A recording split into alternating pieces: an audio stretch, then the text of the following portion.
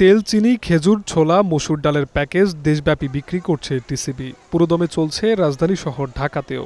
ট্রাকসেল কার্যক্রমের আওতায় smart family কার্ডধারীদের পাশাপাশি সুলভ দামে সারি বেঁধে ভোগ্য পণ্য ক্রয় করছেন নিম্ন আয়ের মানুষজন। বৃহস্পতিবার ঢাকার ইসিবি চত্বরে সকাল থেকে লাইনে দাঁড়িয়ে পণ্য কিনেছেন ভোক্তারা। রমজান ঘিরে সরকারি এমন উদ্যোগে খুশি তারা। আমাদের কাছে অনেক উপকার হচ্ছে, কারণ আমরা গরিব মানুষ, আমাদের ফ্যামিলিতে 4-5 জন মানুষ। আমাদের বাজারে 2 লিটার তেল 400 টাকা নেয়, আর এখানে দেশে 200 টাকা। আমাদের অনেক উপকার হচ্ছে। ন্যায্য মূল্যে মনে করেন গরিবের জন্য, আমরা সাধারণ খেটে খাওয়া মানুষ, ঠিক আছে, এই জন্য আমরা মনে করেন খুবই ভালো হবে। শান্তিপূর্ণ চাই, আর এই কম দামে মাল চাই। কম দামে পণ্য পেয়ে নিম্ন আয়ের মানুষের মাঝে স্বস্তি ফিরলেও কিছু জায়গায় সৃষ্টি হয়েছে বিশৃঙ্খল পরিস্থিতি।